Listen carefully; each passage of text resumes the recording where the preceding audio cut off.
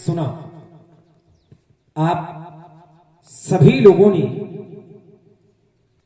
श्री भार्गव परशुराम जी की वाणी को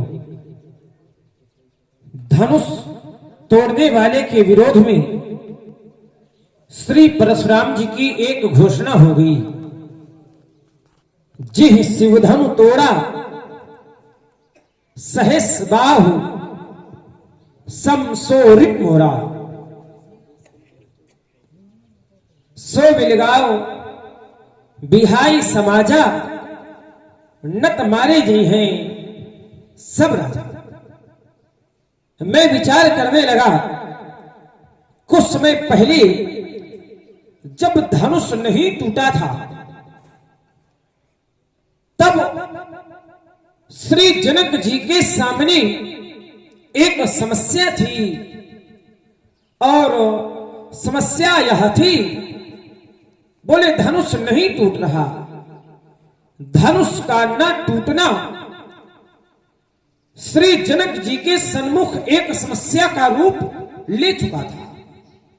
धनुष तोड़ने वाले ने धनुष को तोड़ करके श्री जनक जी की समस्या का समाधान कर दिया।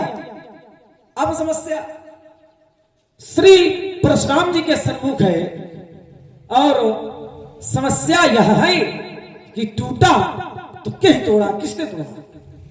हमारे भैया प्रभु श्री राम जी बड़े ही नम्र स्वभाव के, सरल स्वभाव के महात्मा जी के समीपस्थ पहुंचे, हाथ जोड़ करके बोले, नाथ शंभुधनु भंजन हारा होई विकदास तुम्हारा। लेकिन हमारे भैया की विचारों से युक्त नम्र वाणी श्री भार्गव परशुराम जी के समझ में नहीं है। चलो अब भैया की वाणी इनके समझ में आवे अथवा ना आवे, लेकिन ईमानदारी से इस बात का हमको पूर्ण विश्वास है कि हमारी वाणी बहुत जल्दी समझेंगे। महात्मा जी प्रणाम। और साहब कुशल मंगल। धनुष टूट गया है, कुशलता पूछ रहे हैं। अरे धनुष तो टूट गया है तो धनुष से कुशलता का क्या अर्थ है? मैं कुशलता जानना चाहता हूं। कुशलता है, इतना भयभीत न होइए, आप चिंता ना करो, आप खुल के उत्तर करो। तुम्हें अकुशल दिखाई दे रहा है क्या? यानी कुशलता है। हमारे जीवन काल में सदैव कुशलता रहे। बहुत बढ़िया, हम भी चाहते हैं कि कुशलता बनी रहे। चलिए, अच्छे लोग हैं, सुनने वाले लोग हैं। मैंने कहा कि महाराज सभी प्रकार की कुशलता ध्यान दीजिएगा, तो परशुराम जी कहते हैं कि हमारे जीवन में सदैव कुशलता बनी रहती है। अच्छा ईमानदारी से बताओ आप लोग, परशुराम जी को देख के लग रहा है कि कुशलता है जीवन में? अगर जीवन में कुशलता है तो फिर महाराज क्रोध काहे है? समझो, अगर आपके पास कोई समस्या नहीं है, कोई समस्या नहीं है, कोई कारण नहीं है, तो बिना कारण के कभी क्रोध नहीं होता है, बिना समस्या के कभी क्रोध नहीं होता है। और आज यहां थोड़ी बहुत क्रोध नहीं बोले, अतरिश बोले वचन। अब फिर भी कहते हैं कि हमारे जीवन में सदैव कुशलता। तो महाराज थोड़ी विचार करो कि कुशलता है या नहीं। चलिए आगे यात्रा करते हैं। आपने कहा जी शिवधनु तोड़ा सहस बाहु सम सो रिप मोरा, सो मिलगाओ बिहाई समाजा नत मारे जिन हैं सब राजा। धनुष तोड़ने वाला सो बिलग आओ समाज से अलग होकर आ जाए, अथवा बिहाई समाजा समाज ही उसको छोड़ करके अलग हो जाए। यदि ऐसा नहीं किया गया तब मारे गए हैं सब राजा, सभी राजा मारे जाएंगे। मेरा ध्यान कर्म के सिद्धांत की ओर गया तो कर्म के सिद्धांत कहते हैं, काहु न को सुख दुख कर दाता, निज कृत कर्म भोग सब भ्राता। इस संसार में कोई किसी को सुख और दुख देने वाला नहीं है, सब अपने ही द्वारा किए हुए शुभ एवं अशुभ कर्मों का फल पाते हैं। कर्म प्रधान विश्व करी राखा, जो जस करी सुतस फल चाखा। यानी जो जैसा कर्म करता है उसको वैसा फल मिलता है। कर्म अगर एक व्यक्ति करेगा तो फल भी एक को ही, ऐसा तो नहीं कि कर्म एक करे फल सबको मिले। भाई जो कर्म करेगा उसी को फल मिलेगा। चलिए, नियम कहता है कि कर्म अगर एक करेगा तो फल भी एक को मिलेगा। तो ईमानदारी से आप लोग बताइए, धनुष एक ने तोड़ा है कि अनेक ने? तब दबाव माने होगा परशुराम जी का। बहुत शांति से बैठे हो आप लोग, है ना? थोड़ी लगे कि आप लोग भी फुर्ती बनाए। अरे फरसा को आधा में बैठे हैं, जब तक लक्ष्मण है तुम फरसे को ना डरिए बिल्कुल भी ना। ये मात्र देखने के लिए, डराने के लिए। धनुष एक ने तोड़ा है कि अनेक ने? धनुष तोड़ा एक ने। टूटने वाला धनुष है। धनुष पर प्रतिज्ञा करने वाले महाराज जनक है।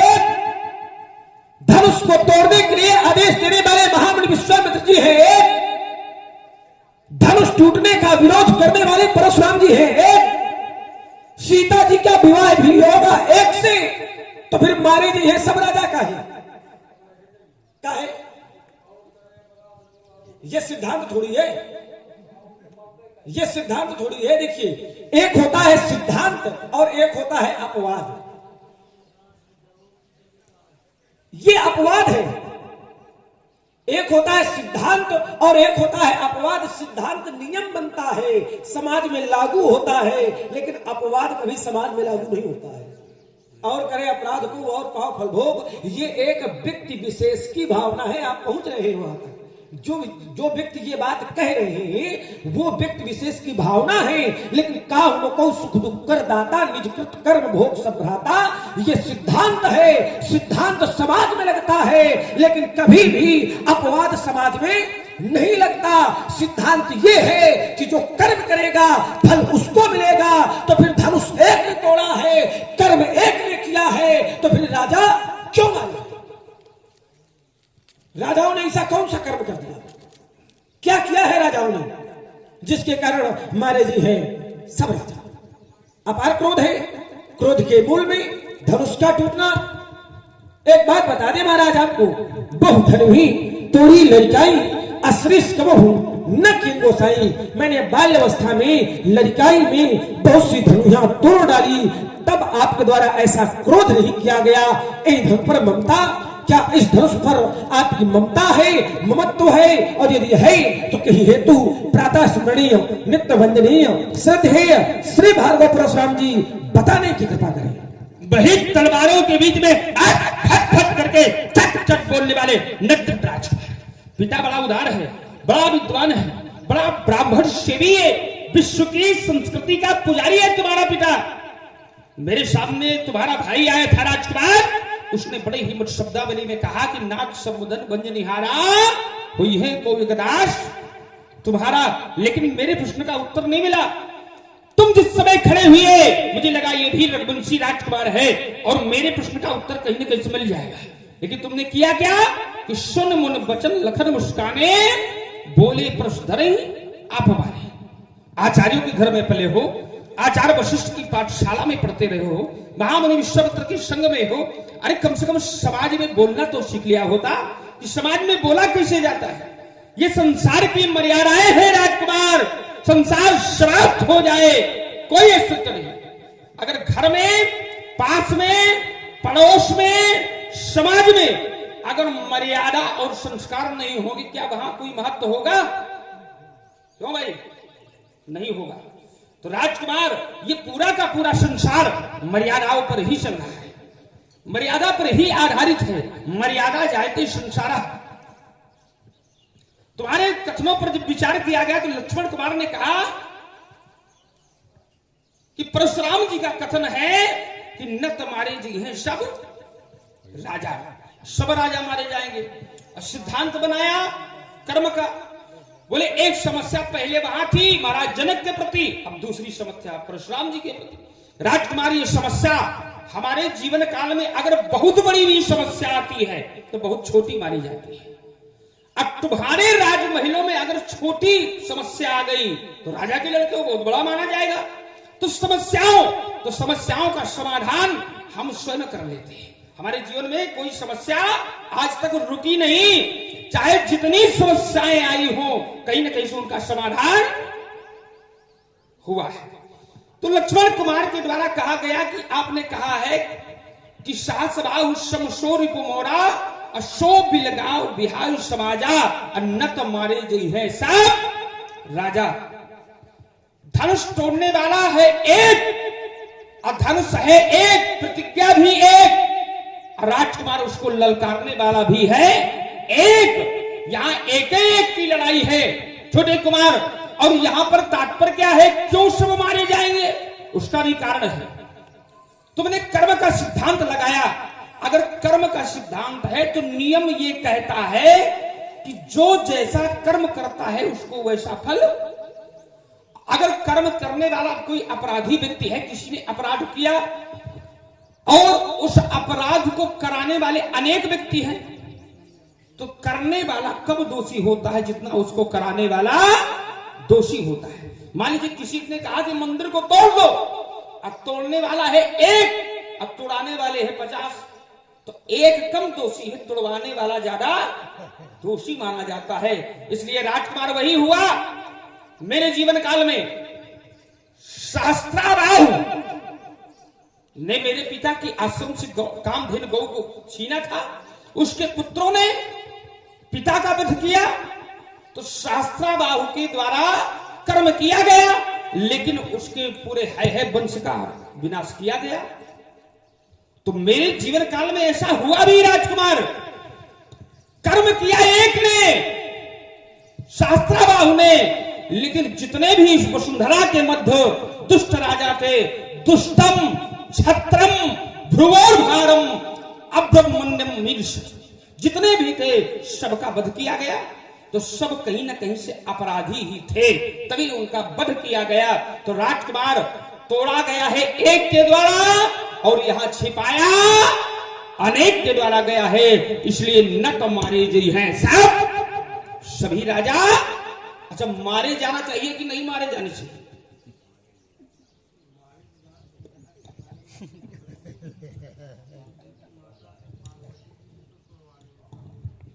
ये तो बात की बात है, इसमें अभी कुछ नहीं है। तात्पर्य पहले ये है कि सब मारे नहीं जाए। लक्ष्मण का कथन है कि ये सब नहीं है, सबका ठेकेदार आप बताया। यहां पर ये बात महाराज जनक कह सकते थे। फिर यहां मारने की बात अगर की गई तो राजाओं की। अब लक्ष्मण पर मैं विचार करता हूं, लक्ष्मण तो कोई राजा नहीं है, ना तो तुम कोई राजा हो, ना तुम यहां के कोई व्यवस्थापक हो, तुम काहे बोलने लगे? तुमको नहीं बोलना चाहिए। फिर धनुष तोड़ने वाले को हमने शत्रु माना है, तुम काहे खड़े हो गए? धनुष तोड़ने वाले को आना चाहिए था। तो राजकुमार, तात्पर्य यह है कि जो जैसा कर्म करता है, अब कर्म का जो साथ देता है वो भी उतना ही अपराधी, उतना ही दोषी माना जाता है। इसलिए सभी राजा मारे जाएंगे। तुम्हारे कहा गया कि मैंने अपने जीवन काल में बहुत सी धनुया तोड़ डाली है, तो तुमने अगर बहुत सी तोड़ डाली है तो पहला कथन यह है कि उनको तोड़ना नहीं चाहिए था। जिस वस्तु का उत्थान किया गया है उसका कभी विनाश नहीं करना चाहिए।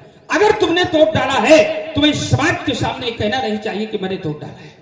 समाज में कोई अपराधी व्यक्ति हो, अन्यायी हो, और समाज के सामने खड़ा होकर के वो कहने लगे मैंने अपने जीवन काल में न जाने कितने लोगों का वध कर दिया है, तो उसका तात्पर्य यह है कि वो समाज को कहीं न कहीं से बता रहा है, समाज को जनाने की चेष्टा करता है कि मेरा जीवन चरित्र कैसा है। अब तुमने धनु ही तोड़ी है राजकुमार, और ये क्या है? धनुष। जिस धनुष के द्वारा बिगड़ती हुई संतुलन का सुधार किया गया, जिस धनुष के द्वारा भारत की अस्मिता की रक्षा की गई, जिस धनुष के द्वारा सनातन धर्म की रक्षा की गई, वो धनुष क्या तुम्हारी धनुइयों की समान हो सकता है? कभी नहीं हो सकता। इसलिए राजकुमार, संसार में तुमने तोड़ा है बहुत, तो संसार में चोर बेईमानों की संख्या ज्यादा होती है, लेकिन अच्छे लोग कम होते हैं। उन बहुतों का कोई मात्र नहीं होता। आकाश में तारागण बहुत होते हैं, लेकिन जिस समय एक सूर्य प्रकाशित होता है और एक चंद्रमा प्रकाशित होता है तो पूरे संसार को प्रकाश से प्रकाशित कर देता है। इसलिए मेरे जीवन काल में कोई ममता नहीं, समझा बालक, रे राजा के लड़के, रे ये बालक कालवश, बोलो तो ही न संहार, अब धन ही सब त्रिपुरार घन, ये विदित सकल संसार। चलिए समाज में उपस्थित सभी सुधीजन पुनः अपना अपना ध्यान हमारी ओर लगाए। परशुराम जी कहते हैं कि रे नप बालक काल बस, रे राजा की लड़की तो काल के बस में है। तो मैं विचार करने लगा कि क्या लक्ष्मण वास्तव में काल के बस में है? तो पाया कि ना, लक्ष्मण किसके बस में है?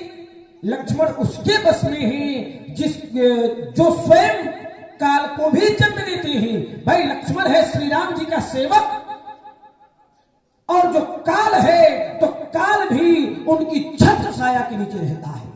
हमारे लिए तो लिखा गया कि कौशलेश सुत लक्ष्मण रामा, अकालहु जीत सकई संग्रामा। हम संग्राम में काल को भी जीत सकते हैं। तो महाराज हम काल के बस में नहीं है, काल हमारे बस में है। थोड़ी सुधार करो, उसमें सुधार क्यों सकता है? बोले बोलत तो ही ना संभाल, तू संभाल के नहीं बोलता। तो मैं विचार करने लगा कि आखिरकार मैंने ऐसी कौन सी अनुचित वाणी का प्रयोग किया। तो पाया बहुधन ही तोरी लड़काई, अश्रिस कबहु नकीर हो गोसाई। गोसाई गो नाम पृथ्वी का, साई नाम स्वामी का। जो पृथ्वी का स्वामी हो वह गोसाई, जो पृथ्वी का देवता हो वह गोसाई। तो पृथ्वी का देवता होते हैं ब्राह्मण, और परशुराम जी हैं ब्राह्मण। अगर हमने इनको ब्राह्मण कह दिया है तो ये अनुचित कह दिया है कि उचित? भाई ब्राह्मण देवता को ब्राह्मण देवता कहा जाएगा? बोले संभाल के नहीं बोलता। दढ़वीसम त्रिपुरार धनु विदित सकल संसार। महाराज बड़ा सीधा सा उत्तर है, हमने जाना सुनो देव सब धनुष समाना। पुनः आगे बढ़े। आपने कहा कि हमारे जीवन में कोई ममता नहीं है। अगर ममता नहीं है तो फिर विरोध क्यों है? देखो महाराज, बच के निकलो नहीं, मात्र बच के आप निकलने का प्रयास करोगे तो हम पुनः वहीं आपको ले आएंगे। उत्तर ईमानदारी से करो, भागने वाला प्रयास नहीं। बोले हमारे जीवन में कोई ममता नहीं है। अगर ममता नहीं है तो फिर विरोध किस लिए हो रहा है? विरोध किसके लिए हो रहा है? अगर ममत्व नहीं है, जुड़ाव नहीं है, अपनत्व नहीं है, तो फिर विरोध क्यों कर रहे हैं आप? शत्रुता का धरातल क्यों बनाए हैं आप? आपके जीवन में क्रोध का धरातल क्यों बना हुआ है? अगर आपकी ममता नहीं है, और अगर ममता नहीं है तो फिर क्या है? किसके कारण विरोध हो रहा है? पुनः आगे बढ़े। देखिए हमारा चर्चा ज्यादा लंबी ना हो, बढ़िया थोड़े थोड़े में उत्तर निकलता चले तो ज्यादा आनंद आता है। मैंने एक कर्म का धरातल बना करके दिया था कि ये राजा क्यों मारे जाएंगे, ऐसा कौन सा कर्म किया है। तो आपने कहा कि अपराध करने वाला कम अपराधी होता है जितना अपराध कराने वाले अपराधी होते हैं। अच्छा, तो इन राजाओं ने क्या धनुष को तोड़वाया है? क्यों भाई, राजाओं ने धनुष को तोड़वाया है? राजाओं ने तो धनुष को तोड़वाया नहीं है। तो क्या राजाओं ने धनुष को तोड़ा है? राजाओं ने धनुष को तोड़ा भी नहीं है। तो क्या राजाओं ने धनुष तोड़ने वाले को छिपाया है? छिपाया भी नहीं है। तीन अपराध की श्रेणियां हैं, और इन तीनों अपराधों में ये राजा कहीं से भी लिप्त नहीं होते हैं। न तो तोड़ा है, न तोड़वाया है, और न छिपाया है। तीनों अपराध की श्रेणियां हैं, और इन तीन श्रेणियों में से किसी भी श्रेणी में ये राजा नहीं आते हैं। और जब ये राजा नहीं आते हैं तो फिर आप कैसे कहें कि मारे जी सब राजा? महाराज, बोल देना ही सब कुछ नहीं होता है। बोलने से पहले ये सोचा करो आप कि हम बोल क्या रहे हैं। अपराध, आपने कहा कि अपराध करवाने वाला, तो राजाओं ने धनुष नहीं तोड़वाया है। और जब राजा अपराध की श्रेणियों में आते नहीं हैं तो बात वही आ जाती है कि क्या कर्म है। ये इतना सहज विषय नहीं है जितना सहज आप मान करके निकलने का प्रयास करते हैं। थोड़ी इसमें गहन चिंतन लाइए आप कि क्या कर्म किया है राजाओं ने, क्योंकि कर्म का ही फल मिलता है। कर्म का ही फल मिलता है। अगर कर्म नहीं है तो फल भी नहीं है।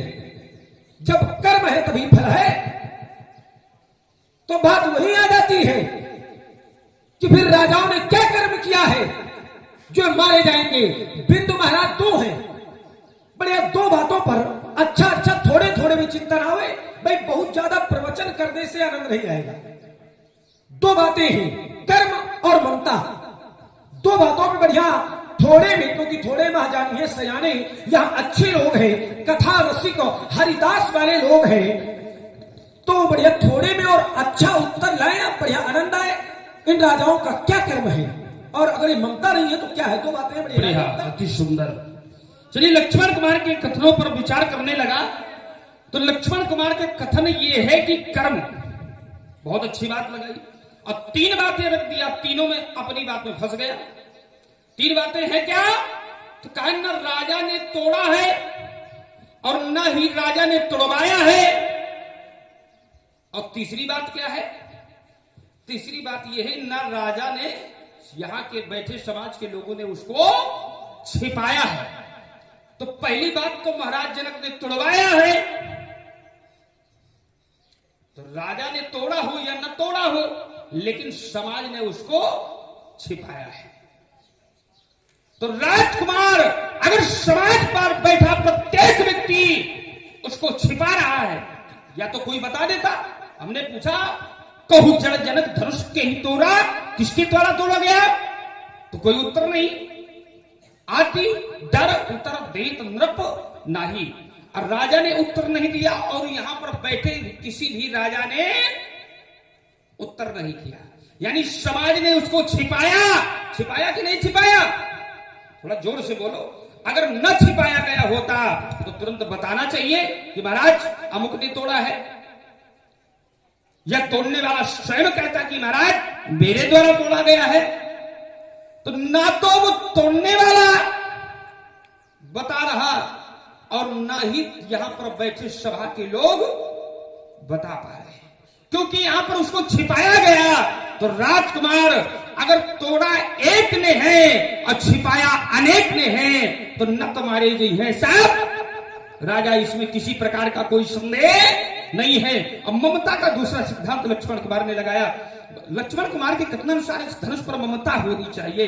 तो राजकुमार इस धनुष पर किसी प्रकार की कोई ममता नहीं है। तो बोले अगर ममता नहीं है तो आपका क्रोध कैसे?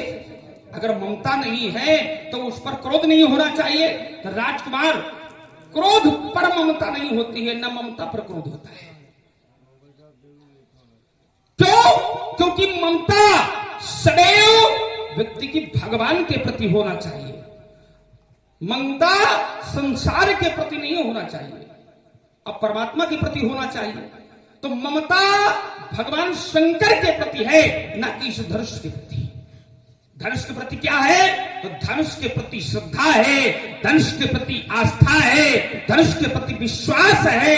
तो राजकुमार जिस पर श्रद्धा है, जिस पर आस्था है, जिस पर विश्वास है, अगर उस श्रद्धा का खंडन किया जाएगा, उस विश्वास का खंडन किया जाएगा, उस आस्था का खंडन किया जाएगा, तो वहां प्रेम होगा कि क्रोध होगा? थोड़ा जोर से बोलो ताकि सुनाई दे। अभी जय जयकार बहुत बुला रहे थे। क्रोध होगा। तो राजकुमार क्रोध होना चाहिए। क्रोध अनैतिक नहीं है, क्रोध अनुचित नहीं है। तुम्हारा अनुचित है, लेकिन परशुराम का क्रोध कदापि अनुचित चले वाला नहीं हुआ।